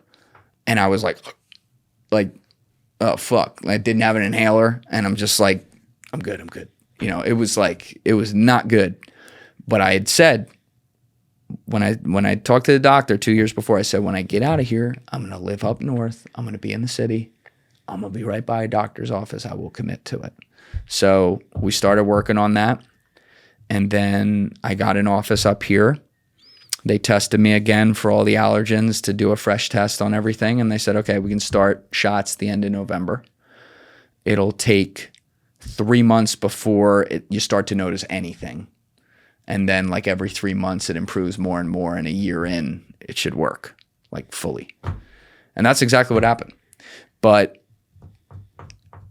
probably like June, July 2023, right before I moved here, through January, February 2024 were a painful set of months. But like we talked about with perspective earlier, I was very lucky because I was dealing with something that was fixable, not deadly, and in the grand scheme of things was just going to be a this too shall pass. And that's exactly what happened. It was a nice test for me personally. It made me switch over my life as well. I got a lot of other things in order. Like I said, I had trained like a dog before all this happened. And then when I got sick, there was no training. I lost every bit of muscle I had ever had. I was skin and bones. I looked sickly. I can't even look at pictures from back then, like I was telling you. Can't remember if that was on camera or off. But, you know, like the videos are somewhat forgiving, but I can't even go watch those old episodes. And then there's a handful of episodes in here that we filmed like November, December 2023. I will never turn those on, ever. Can't even look at it. It makes me like sick. Because I was at the lowest of the, I literally looked like I was on, Danny Jones said it the other day to me. He was on the phone. He's like, dude, because he actually hasn't seen me physically since then. That was the last time he saw me. He never knew me when I was healthy. I met him early 22. So every time I've been with him, which is multiple different times, like I look like sickly. And he's like, you're like a whole fucking different person now. And I'm like, yeah, I'm back to what I used to be. So he's going to be here in a couple of weeks. We'll see if he's like, what the fuck? But, you know, that period was the hardest part. And then I remember I was able, so a couple things happened. First, I said, well, it's more than just the shots. Now that I'm getting the shots, it still sucks because like they said, it's not going to work for 3 months. But I'm like, I want to prepare myself for when my body's ready to start taking off again, start building again, right? So I said, this is really going to suck. But I remember the moment this happened. I went home like December 23rd, 2023 for Christmas, right? Down to South Jersey. And on Christmas, we did Christmas an hour away at the shore at my grandpa's house. So maybe 1 o'clock on Christmas Day, we went over there with the rest of my mom's side of the family. Had a nice day. But I drove a separate car from my parents. I drove my dad's car. My dad drove my mom and him in my mom's car. And we had a nice time for 7 hours. And everyone else was hanging around. But I got in the car and I drove home alone. Because that was what my life was. My life for 4 years was edit until 4 a.m. in the morning, wake up at 10 a.m., try to like drink enough fluids to get the fucking shit out of my face from all this eosinophilic whatever the fuck, and get on with it. And so I drive home because I needed to be in front of the computer by 9:15 to edit episode 178 with Matt Cox, because that's what I did. So from 9:15 until 3:45 in the morning, you know, because we didn't have the switcher back then. That was one of the last episodes without the switcher. I'm sitting there doing the switcher, checking the audio for interruptions, writing down the timestamps. And at 3:45, it was done. And I look back from the computer and I'm like, this has to stop. I'm a month into the shots. They haven't had any effect. I'm like, this has to stop. I cannot. I've done this for 4 years. Right about 4 years. I can't do this to my body anymore. So I said, all right, I'm driving back up to Hoboken on the 27th. I'm going to wake up on the 28th. I'm going to be in the gym by 7:15. And that's what I'm going to do from now on. And I'm telling you, dude, January fucking sucked. Oh my God. I was in there at like 7:15 to 7:25 every day. I'm like, eventually I'm gonna get this down. I think I started at 7:30. I'm sorry. I'm gonna be in there by 7:30. Eventually I got it down to like 6:48 where I've been for a while, and that's what I do now. But I'm like, that means I'm gonna get up first thing in the morning, and that means I'm also gonna start going to bed and not working until fucking 4 a.m. I'm going to start focusing on what I put in my body. I never ate badly. I was always an intermittent faster, which all the doctors, when I was going through this, were very grateful for, because they're like, oh, that's a huge help with inflammation. So that helped. But like, you know, I wasn't as focused on like, how many fruits am I getting? How many vegetables am I getting? What kind of meats am I eating? Like, I would just ate whatever was in front of me. Never anything horrible, but not like over the top getting every bit that I'm supposed to. So I started focusing on the natural diet, repeatable, and getting in the gym and just working until I couldn't. I'd be in there for minimum like an hour 10, hour 20. I would do a lift or whatever it was called at the time. Lost all progress on that, so it wasn't much lifting, at least in my book. And then I'd do cardio and just get the sweat in. And then I remember like very end of February, beginning of March, the first time the shots started having a little effect. I was like just a little bit. I was like, oh, okay. All right. I feel a little better getting out of bed. I'm in a little routine now. I can, on the face pulls, I can actually flex it. Okay. All right. Started ramping it up a little bit in the spring. Then I got a little injury. I was like, all right, go in there and back it off for like 2-3 weeks. And then at summer 24, I really ramped it up.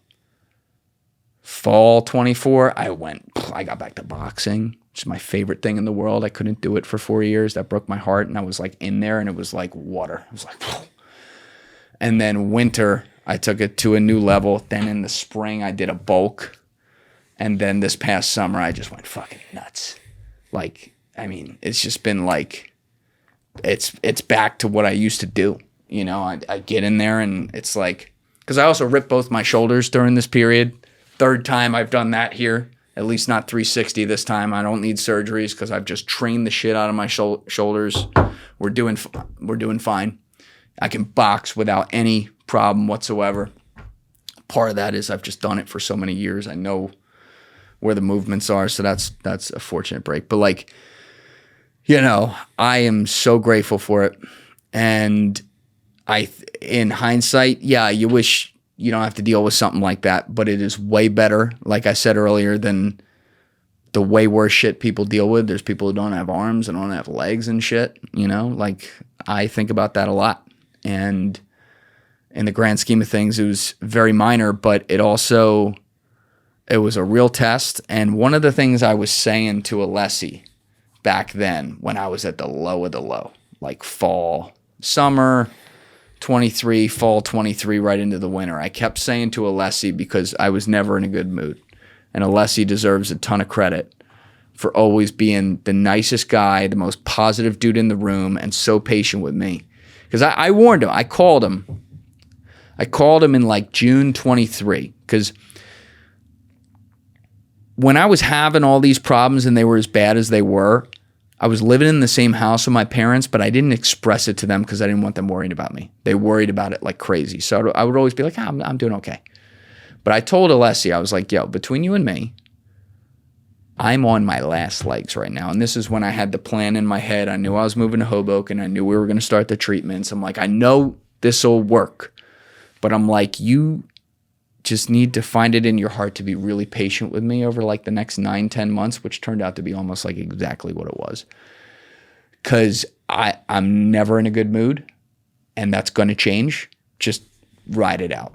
And he fucking did, man. And so I'm forever grateful to him for that, because then my mood started shifting as I got better. And like, he noticed it too. He's like, it's so much better. I'm like, yeah, dude, you know, thank you. Because it was tough. So in hindsight, yeah, you're not like, oh, I'm so happy I went through that. But like, I'm grateful for that time period and the perspective it gave me, because it's not like I ever took my health for granted.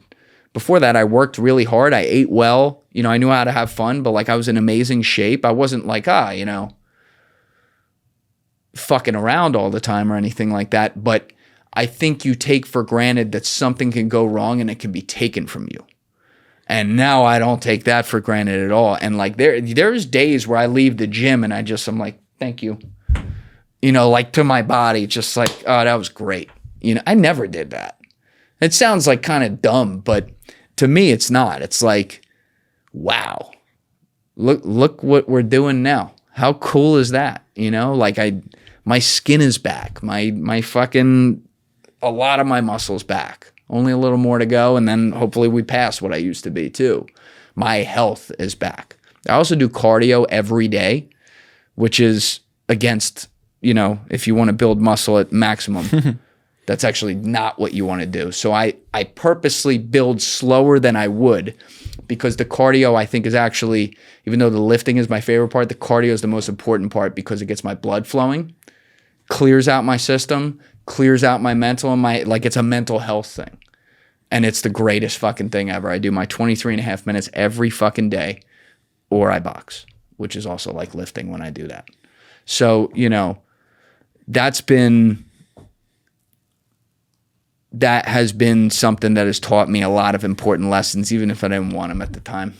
And I think as time goes on, I get more and more appreciative of that. And I get a shiver about that period, but maybe it was a good thing it happened to me. Yeah. They said there's one quote that I love, that it's, we have a laundry list of problems until we have one problem, and that's a health problem. Oh, who said that? That's a great quote. I think I hear it a lot from Higher Up Wellness, Michael Smoke. I don't know if you've seen him. He's a very big health motivational speaker. Like, I don't know if it was even his quote, but he was the one that quoted it. So that's a great quote. Yeah, because then we think that we have all these problems until that one problem of our health is like, well, there's no other problem that really matters. That's right. That's right. There's no other problem that really is in our way, or just that really matters more than that. Yeah, and unfortunately, you gotta learn it once you go through it. Yeah. I think that I don't think it's like a bad thing in human nature that you don't realize that. Hopefully, for people out there, if you're healthy and working out and having a good time, hopefully that stays that way forever. I wish you all the best. What are you still trying to understand about yourself? Oh, fucking everything, bro. You were asking me about misunderstood things about podcasters. I would actually, if we could, a little bit ago, I would expand that to misunderstood things about people who appear to have some success in the public eye. There's a lot of people who seem to think you have way more figured out than you do. Bro, I'm trying to figure it out just like everyone else. Like I have so much to learn, not just about life, but about myself and how I handle things. Like everyone else, I would imagine I fuck up, and I can't say how much or how little compared to other people, but probably a lot more than you think. And I will say, I think I've always been pretty hyper aware of when I do, which is a good trait. And there are some things I struggle with repeatedly just because it's like some ingrained stuff in me. We talked about thoughts and anxiety and things like that earlier that is sometimes self-imposed. That stuff I will consistently go into little loops of fucking up. But when it comes to like individual mistakes or problems that get thrown at me, I really try not to make mistakes twice. Not perfect, but when I consciously realize big mistake, here's why. That context of that mistake, I really lock that in and do my best not to make that. Before we started, I was looking at all these wonderful pictures that you have. And there was one thing that came to mind. I feel like pictures really say how someone feels or how they view the world. And although you didn't paint them, they are here for a reason. And one of them is a guy walking on a path. I don't know if they can see it. And it's just him. And he's alone. He's lonely. Do you know who the guy is? No, I do not. Who's that? I don't know. It's Maximus Decimus Meridius. Who is that? I don't even know who that is. The Gladiator. From the movie Gladiator. Oh, okay. Have you ever seen that? Gladiator? I think so, maybe. I don't know. I'm not. Russell Crowe? 2000? I'm not too good at movies, no. Unfortunately, I need to get better in that department. Go home and watch that. Yeah. It's a perfect film. It's the top 5 film of all time. But Rogan just had on Russell Crowe again. I was jealous the first time. I was doubly jealous the second time. It's fucking awesome. Russell Crowe's the coolest dude. But it's a perfect film. It's also ancient Rome. I fuck with ancient Rome heavy. And Marcus Aurelius is in the film, the historical figure who came up with meditations. You see the meditations hanging out there, right? Haven't read it yet, but I have it, but I know it's a very extensive and you really need to be locked in. The way he thought of the world was so. You talk about human nature. Fuck, he gets it, man. He got it. But there's a lot of like historical context I like in it, and then the story is like the character that Maximus is and the man that he is and the things that he stands for and the priorities that he had. His family was everything to him. And then it was taken from him. And he had no will to live. And then when he was forced to go to the one other thing he knew, which is how to kill, how to fight, I should say, he did it to fight his way back to them. The 2 little figures there on the pathway that you see in the distance are his wife and kid, and he's walking into the afterlife right there, which is like a recreation of the pathway up to his actual house that was burned down, and spoiler alert, that they were killed at. That happens early in the movie. That's kind of the basis of the movie, so I feel like you'd know that going in. But yeah, I just love that shot. I love that shot, and it looks clean as fuck on camera. That's another thing. That was a huge part of it. But I was trying to figure out how to replace the background, because the background I had there was just a bunch of pictures. It was actually a bunch of these in a collage around another picture. There was a lot going on. It was when I was first building the studio, and the artwork I loved, but like I was trying to throw together some sort of background to make a personality there, and I was never in love with it because it was too cluttered. Even though we had the focus that kind of like focused it out, it was still enough in focus, and some in the audience didn't like it, and I agreed with them. But at first I was like, fuck you. And then I'm like, no, they're 100% right. So I was always trying to replace it, but I didn't want to just like replace it to replace it. I wanted to see something and know it clicked. And then when I saw this image again in the end of July, I was like, oh yeah. Oh, fuck yeah. And then I looked at the color and I'm like, yes, yeah. So we went on, I worked with the designers. They did like an oil paint effect on it to make it a little bit less pixelated, if you will, and look clean as fuck. They did a great job. Shout out to them. And then we got it. But yeah, I love that shot because he's going back to his priority and the things that he loves, and he was able to fight his way off the battlefield and get back to the roots, even if it was in the afterlife. You know, like that's such a cool concept. The reason that movie worked, you know, if you ever listen to the guys who made the film talk about it, they had to rework that script a ton. They were reworking it while they were filming it a little bit too. And ended up having 3 writers. I think they won the Oscar for the script. Check me on that. They were at least nominated for it. But the original script was just vengeance. It was just a guy who just wanted to kill. And the movie wouldn't have worked. Gladiator would not have worked like it did if that was the film. It would have just been like any other, you know, fucking, you know, action, let's go kill. This one's just in ancient Rome.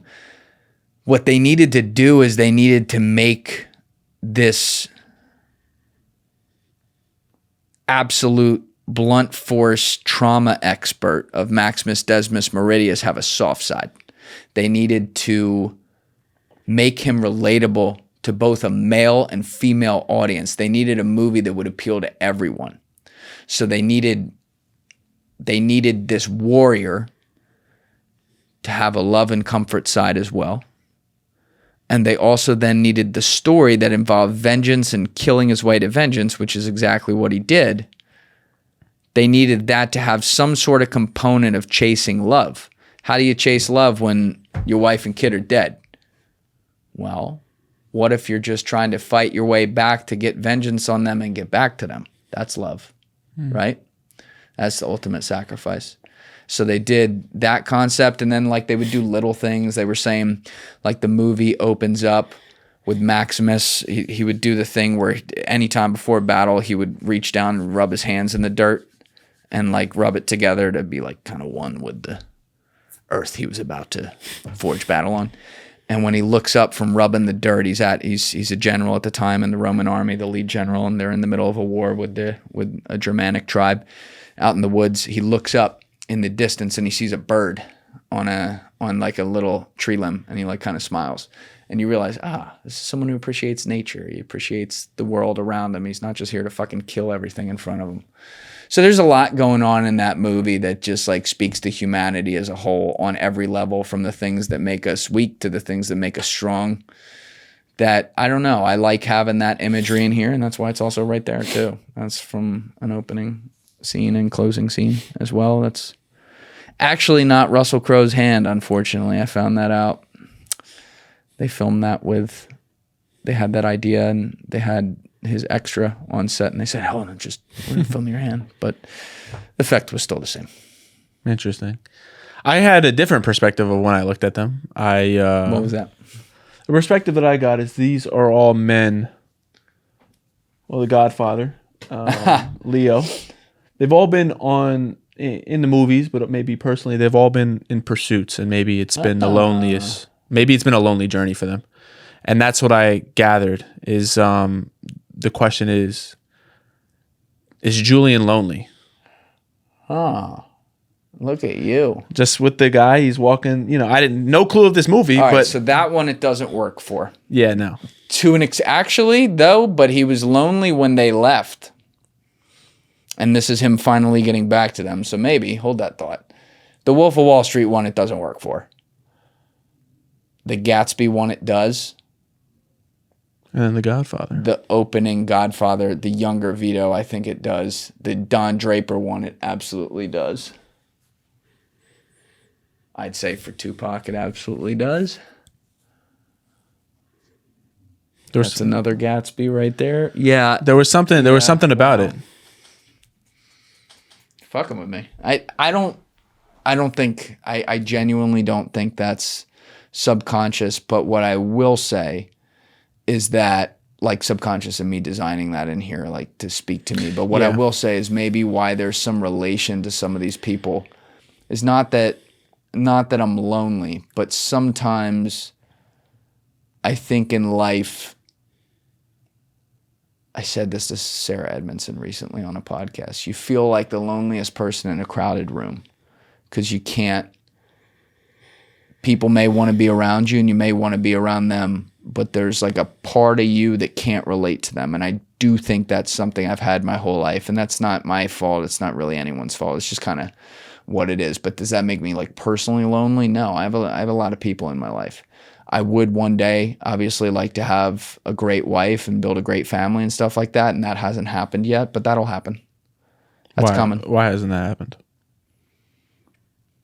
What's prevented you from doing that?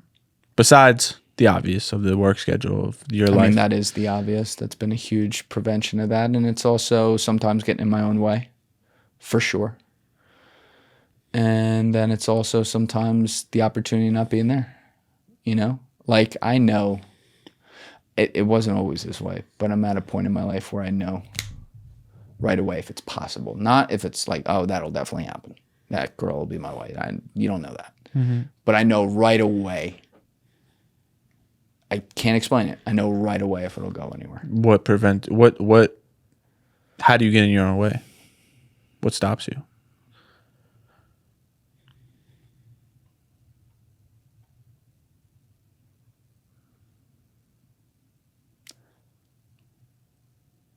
I would say not feeling good enough. Yeah. Yeah. Like I said, I'm 0 or 100 on everything. I'm either the most confident person in the room. I own the room without trying to, the minute I walk in, or you never know I walk through the door. There's no middle ground. And I think sometimes I'm the guy that you never know I walk through the door. I just kind of float on the wallpaper. And I think sometimes that happens at the worst times, and it's probably my own fault. So that's how I would define getting in my own way. Does that come from like the own version of self-worth? That just comes from you? Just feeling. Does it come from what was like the first part? just not good enough? Like is that coming from you? Or is that coming from experiences? Because not always is that's. I think a lot of that I've done to myself. I'm sure there's experiences built into that as well. There definitely are. Not being able to fit in, you know, being the fucking turd in the punch bowl at the wrong moment, you know. Yeah, but that's normal life stuff. Everyone out there, most people out there, I'll say at least, could relate to that. But I think a lot of it is what I do to myself. And how I talk to myself, like we talked about earlier, and how I work on that, because that's a weakness. And I think that when you have a scarcity mindset, you cannot find abundance. And I've proven that to myself for all the wrong reasons over and over and over again. We talked about mistakes a minute ago that I try not to make twice. That is one I've made a lot of times. Okay, when I was referring to some things that sometimes are patterns or streaks, maybe I go through a couple of years where I don't do any of it, and then a couple of years where I do. Yeah, you know, it's like, it's a strange thing because I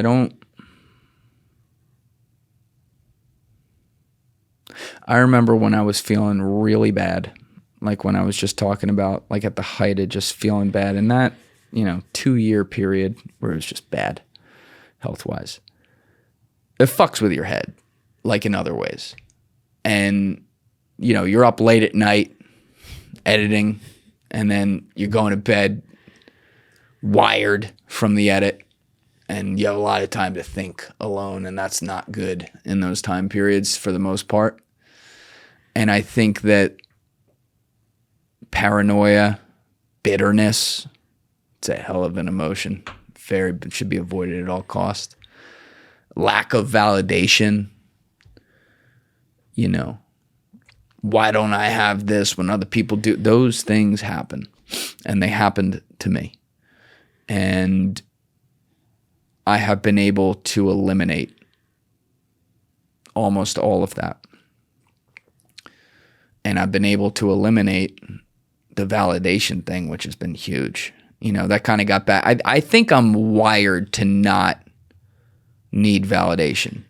But like I said, I go through 0 to 100 times, and sometimes like when it turns on, like I need it for everything, which is like the neediest, most pathetic quality of all time. And now I've gotten myself back to a place where for a while now, I'd say for the last year and a half, damn near, I haven't felt that need for it like I did a couple years ago. I don't really give a fuck for the most part. And staying in that is going to be really important, but there are like residual effects of having wanted that. It's like, I hope I'm explaining this right. It's a little meta, but like there's residual effects of having gone through those periods that then you carry with you in other ways, if that makes sense. And I think that directly affects, sometimes me getting in my own way, sometimes me not having a high opinion of something about myself where I should. And it's not in an arrogant way or anything like that. It's in a way that makes you feel better as a person, which allows you to be a better person and a more fun person and a more positive person around other people, which is better for everybody. And I think I fall into those traps for sure on certain things. So yeah, some of it's getting in my own way. Some of it's like, the right girl when she walks in. Obviously, if you've been in love and then you're not with that same girl, that means it ended. So for me, when I've been in love, I'm obviously not with any of them now, so it ended, and that sucks. But knowing what that feeling is and knowing how it happened each time, I know damn well the moment each one happened 3 different times in my life where it got to that point. The only way that occurs is when you totally let go and let it come to you. And that works in both directions, by the way. And I think I go through times where I shut down the possibility of letting it happen. And I think part of that is still, I know I'm still in this time period a little married to what I do, and I try to idealize what kind of situation it would need to be for that to happen, which is not, you can't do that. And I know you can't do that. Yeah. And yet I still do it a little bit. It's a very perfectionist thing. Yes. Like, everything needs to be perfect. I need to be making this amount. I need to be doing this. And that's not life. Yeah. And that's, and I'm working on that. I'm working on that because, you also, as very flattering, you do a job like this, you have access to people around the world. You have nice women reach out. Sometimes it's very flattering. But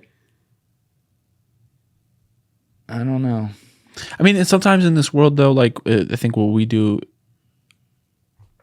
not subconsciously, but I think the truth is that somewhat we need the validation of others to keep the show going. I see what you're saying. So by design, we need some sort of recognition and acceptance or validation within this job. Because say, for example, all of a sudden, you're getting like 5,000 views. You're getting like, nobody listens. I think, so here's where I think you're wrong about that. Okay. I think if you start searching for validation and doing this job, you're going to start curating your content to what you think people want and not what you believe, which I've never done. There's one place where I have never sought the validation. And that's a very good thing, because people out there, every one of you listening, doesn't matter who you are, the bullshit meter that people have is phenomenal. Sometimes it's a little overdone and they'll call bullshit on people who don't deserve it. That's just the law of averages. But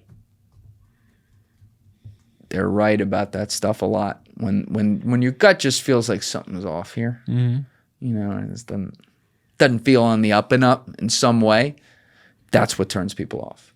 And I'm telling you, as a kid who started with nothing in my parents' house, and well, let me correct that statement. As a kid who started with the ability to do this only because I lived in my parents' house where I didn't have to pay a rent payment because they let me do it in there. No online fame, no money of my own, a backwards hat, no previous recognition on anything, starting on zero. The only reason this works is because I showed up as me. And I continue to be me. And sometimes people don't fuck with that. There are people who revile me. They think I'm the devil. That's fine. They probably think most of them probably think I'm the devil because either A, they disagree with me, or they just look for the devil in everyone. And so every other person they watch too, minus one or two, they're like, this person sucks. They're just one of those guys. And I wish them all the best. I hope they change that perspective in life. But there are a lot more people who just see me as them. And it's funny. I had a big Google Doc. And I can't fucking find it, which is pissing me off. I might have deleted it by accident. I would have never fucking deleted it on purpose because it was fucking amazing. But it was a big Google Doc I had in those 6 months leading up to me building the podcast. It was like a diary and a thought blog and screenshots and notes and sentences and random shit, stats, everything. But there was a section of it where I was like, if people compliment this show one day and I asked why they liked it, how would I want them to describe it? And I wrote out, it feels like I'm in a conversation with my boys at the table right there with them, and I just don't have to say anything because I don't have the microphone, but I feel like I'm in it. I can't even begin to tell you how much I get that exact, like a paraphrase or an exact, like almost word for word compliment from longtime fans when they reach out, where they say that without me saying anything. And that can never change. The minute that changes, people will smell it, and this thing is over. So, you know, when you talk about validation, if you go into a job like this looking for validation, you're going to find none of it. You got to live and die on your own sword. I know that. This is a 2-part question. Okay. You got some good ones today. Thank you. Partially of this one wasn't one of my questions. I was asked this question, but I'll give you the one that I wasn't really asked. If you could go back to Julian, say like 10 years ago, what do you think he would be needed to be told? Ooh, 10 years ago is actually a great number, because that would have been right about when I'm coming into the real world.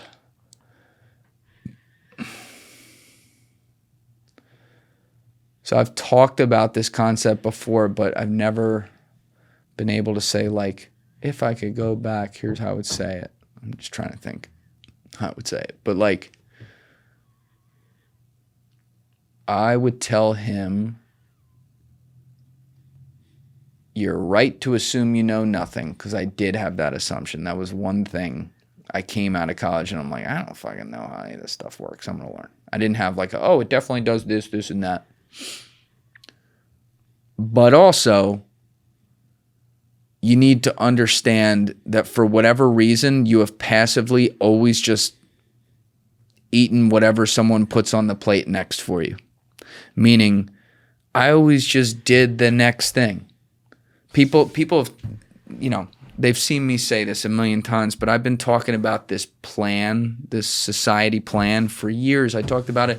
There's a video of me April 12th, 2019, before I ever had this podcast, at like a business meeting where we had the cameras rolling, doing this exact explanation, and I feel stronger and stronger about it as each year goes by. But it's like society sells you this plan passively, like chipped into your head when you're young. It's like you grow up, you go to high school, you work on getting some extracurricular activities, you do some things in sports, you help out in the community, you try to get good grades, you go to the fucking prom with a girl who doesn't look fucking retarded, and then you get into a college that's respectable so your parents can throw a graduation party for you and tell all their friends that your kid is actually doing something in the world even though you haven't done anything. Then you go to college, you drink, smoke, and fuck for 4 years, you work hard in school, you get a good enough GPA that boom, you can go get a job in a respectable industry.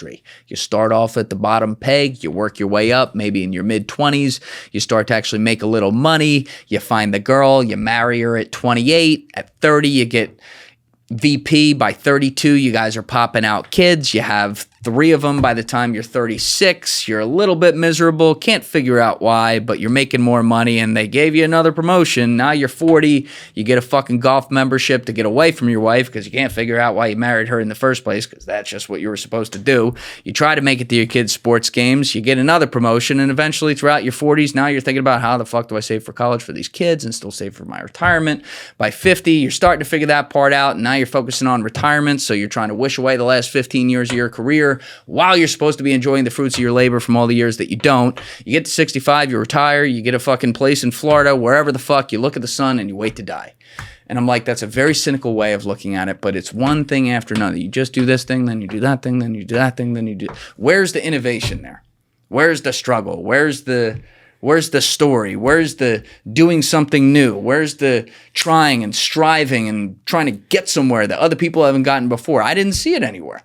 And there's some people, by the way, like I said that in the most cynical manner, in all seriousness, there are some people, and it's more than a few, who like that kind of plan in life works and they're happy and they actually kind of like their job and they get a great marriage and they love their kids and they're able to pay for college and they get to that retirement number and then they go to Florida and they enjoy the shit out of it. And it works. That didn't work for me. And I just never thought about it until I was about 25. It took me being out in the real world to be like, no, it's not for me. So I would tell that kid 10 years ago, you gotta like come to, meaning like you're unconscious, get conscious. This thing, it wasn't anyone's fault. My parents didn't tell me what to do. Like it was nobody's fault but my own. Like to be very clear about that. I just always like kind of assumed this is maybe I was the only child in me. Like, oh, you just do the next thing. I don't know. But like I would tell that kid, you're right. You have no idea how shit works. That includes you have no idea what you're going to want and how you're going to want to do it. So when they start feeding you the fucking start building your 401k and get a promotion and rise up and get to this corporate level and make sure you have the family and what you at this time by that, stop. Don't assume that. That's what I would tell myself. Now, in the adverse, if I'll give credit where it's due. Who asked me this question? One of my good friends, Taylor Church. He asked me this on a solo episode. He said, I just turned 26. So he said, if a 36-year-old version of you could tell you something right now, what would that be?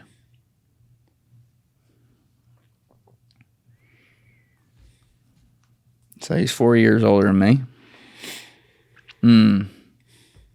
That's way harder because I haven't lived that. I don't know. What I hope he would tell me is you got over your personal hurdles, whatever they were at this time. You were able to simplify your life. The fruits of your labor got you to a point where you could free up your time. And you're starting to figure out, that's a strong way of putting it. You're starting to experience some of the important things in life. That's what I hope he would tell me. And that's my goal.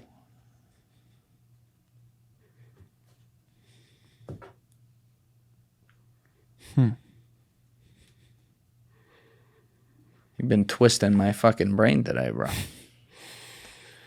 Glad I was fresh to do this. Didn't do a podcast before this. I've had to do a lot of thinking. How I want to end it off is this 3-word question is something that I love, and it's not asked often, but the last time it asked me, I actually got emotional about it. How are you? Like right now? I'm pretty fucking good right now. Yeah. You heard what I'm working on. You heard there's some things I got to fix and stuff like that, but holy shit, man. Compared to even a year ago, but especially compared to 2 years ago, I'm fucking great. I mean, like, it also, we talked about confidence. It's starting to build a part of confidence in me that I've built myself back physically. I've built myself back mentally in most ways. I've built myself back, like, just in my relation with the universe, you know, just like fucking A, like I'm happy to wake up now. That wasn't the case a couple of years ago, you know? I think the next facet is getting all of my swagger back. I've gotten a bunch of it back. I started to feel that like a year ago, like, ooh, it's starting to come back. And then 6-7 months ago, I'm like, fuck. But there's still more to go. And I think that's kind of the next step. But yeah, I'm feeling really fucking good right now. You know, there's stress. There's still way more on my plate than I want there to be, but that's because there's a lot of great opportunities, and I'm trying to do something that few people are able to do successfully. This is the life that I signed up for, and part of that is living in the unknown. So where you can decrease that unknown over time and earn the right to decrease it, we'll continue to do that. We've done that, but like there's more to go with that, and I'm looking forward to getting to that point. But you know, some of the stuff I got to work on, we'll keep working on, and I'll get it straight. I think so. Yeah, it's a great question. I know so. Julian, it's been a pleasure. Thank you for coming on. Thank you for just believing in the podcast, and thank you for allowing me the hospitality. And I appreciate this conversation. I know for sure we will have many more in the future. Would love to. You got great questions. Thank you, brother. And also, like, not for nothing, but I've done every episode I've ever done in person at my own studio. I don't care if it was one of my friends at the beginning or someone who ended up coming from another continent in more recent years. Like, I only exist because people have taken time out of their life to spend time with me. So when I see guys like you who are passionate about this kind of thing, do a nice job on the production, and like, you know, are interested in talking with me, and I actually like see the message and stuff, if I can do it, I fucking do it. And I hope, you know, as you grow, I hope you stay that way too, because I think a lot of people, unfortunately, you know, they get a little bigger and they start, I'm not gonna do that. And I've never switched that up, and I don't plan to. Look, if some kid calls me in Iowa with 0 followers and wants to fly me out there, I'm probably not going to do that because I never asked for that. Yeah. I never flew someone out when I had 0 followers. I never asked someone to come on my podcast in that way, you know. But I'll do it whenever I see people passionate about getting after it. So keep doing it, bro. Thank you, brother.